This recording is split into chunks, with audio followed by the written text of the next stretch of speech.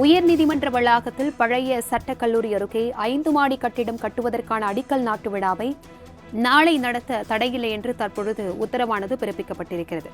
புதிய கட்டிடம் கட்டுவதற்கு எதிர்ப்பு தெரிவித்து வழக்கறிஞர் ஒருவர் தொடர்ந்த வழக்கில் சென்னை உயர்நீதிமன்றம் இந்த உத்தரவை பிறப்பித்திருக்கிறது. அனைத்து மத முறைப்படி அடிக்கல் நாட்டு விழா நடத்த கோரி திராவிடர் கழகம் தரப்பு முறையீடு செய்த நிலையில் தற்பொழுது அந்த முறையீடு நிராகரிப்பு செய்திருக்கிறது.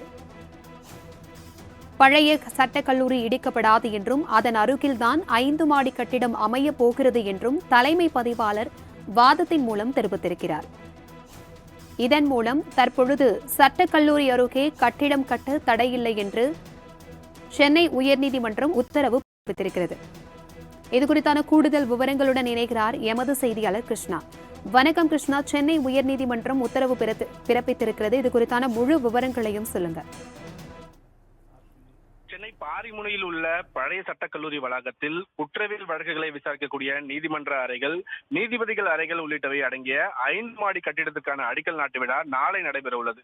இதற்கு எதிர்ப்பு தெரிவித்து சென்னை உயர்நீதிமன்ற வழக்கறிஞர் மோகன் சென்னை உயர்நீதிமன்றத்தில் ஒரு அவசர வழக்கை தொடர்ந்திருக்கிறார். இந்த வழக்கு நீதிபதிகள் ஜி.ஆர். சுவாமிநாதன் மற்றும் நீதிபதி பி.பி. பாலாஜி அமர்வில் இன்று அவசர வழக்காக விசாரணைக்காக எடுத்துக் கொள்ளப்பட்டது. அப்போது மனுதாரர் தரப்பில் ஆஜரான வழக்கறிஞர் யோகேஸ்வரன், புராதன கட்டிடமான இங்கு மாஸ்டர் பிளான் எதுவும் இல்லாமல் கட்டுமானங்கள் மேற்கொள்ளக்கூடாது எனவும், உயர்நீதிமன்ற வளாகத்தில் மேம்பாட்டு பணிகளை மேற்கொள்வதற்காக நிபுணர்கள் அடங்கிய குழுவை அமைத்து மாஸ்டர் பிளான் வகுக்க உத்தரவிட வேண்டும் எனவும், மாஸ்டர் பிளான் வகுக்கும் வரை 5 மாடி கட்டிடத்துக்கான அடிக்கல் நாட்டு விழாவுக்கு தடை விதிக்க வேண்டும் என்று வாதங்கள் வைத்திருந்தார். சென்னை உயர்நீதிமன்ற தலைமை பதிவாளர் தரப்பில் ஆஜரான தமிழக அரசின் தலைமை வழக்கறிஞர் பி.எஸ். ராமன், பழைய சட்டக்கல்லூரியை இடிக்கப் போவதில்லை என்றும் அதன் அருகில்தான் 5 மாடி கட்டிடம் அமையப் போகிறது என்றும் தெரிவித்திருக்கிறார். அப்போது குறுக்கிட்ட நீதிபதிகள் கட்டுமானங்கள் மேற்கொள்வதற்கு தேவையான அனுமதிகள் பெறப்பட்டுள்ளதா என்று கேள்வி எழுப்பினார்கள். அதற்கு பதிலளித்த தலைமை வழக்கறிஞர், அடிக்கல் நாட்டுவதற்கு எந்த அனுமதியும் பெற தேவையில்லை என்றும், அனுமதி பெறாமல் ஒரு செங்கலை கூட கட்ட முடியாது என்றும் தெரிவித்திருக்கிறார்.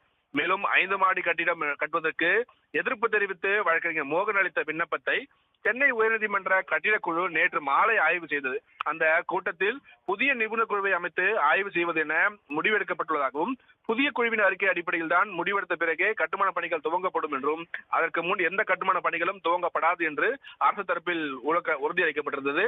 சென்னை உயர்நீதிமன்ற நிர்வாக பிரிவு பதிவாளர் தரப்பில் ஆஜரான மத்திய அரசின் கூடுதல் சொலிசிட்டர் ஜெனரல் ஏ.ஆர். சுந்தரேசன், மத்திய மாநில அரசுகள் தவிர வேறு எவரும் கட்டுமானங்கள் மேற்கொள்வதற்காக கட்டுமானம் மேற்கொள்வதாக இருந்தால் தான் முன் அனுமதிகள் தேவை என்றும் வாதிட்டார்.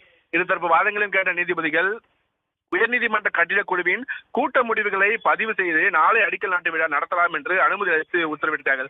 இதற்கிடையில் அடிக்கல் நாட்டு விழாவை இந்து மத முறைப்படி மட்டுமல்லாமல் அனைத்து மத முறைப்படி நடத்த உத்தரவிட வேண்டும் என்று திராவிட கழகம் சார்பில் மூத்த வழக்கறிஞர் முரளி சேகர் முறையீடு செய்தார். இது ஒரு மத நிகழ்வு என்று எப்படி அனுமதி அளிக்க முடியும் என கேள்வி எழுப்பிய நீதிபதிகள் இந்த மனுவை விசாரணைக்கு ஏற்க முடியாது என்று நிராகரித்து உத்தரவிட்டிருக்கிறார்கள். பிரபாவதி,